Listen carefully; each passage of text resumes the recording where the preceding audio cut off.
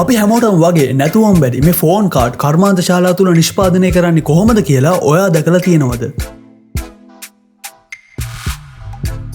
මුලින්ම මේ phone card තුළ මුද්‍රණය වෙන මේ රහස් අංක නිර්මාණය කරගන්න එක තමයි මේ ෆැක්ටරිය තුළ මුලින්ම සිදුවෙන්නේ. මේ සඳහා ඒ සමාගමට මානන්න එවුණු රහස් පරිගණක මෘදුකාංග තමයි භාවිතා කරන්නේ. ඒ නිසා මේ රහස් අංක කාණ්ඩයක් අපි අනුමානය කරගන්නවා කියන්නේ කොහොමවත්ව කරන්න පුළුවන් වැඩක් නෙවෙයි. ඊට පස්සේ මේ රහස් අංක පරිගණක තාක්ෂණයන් පාවිච්චි කරලා මේ මුද්‍රණ යන්ත්‍ර තුළට ලබා දීම සිදු කරනවා.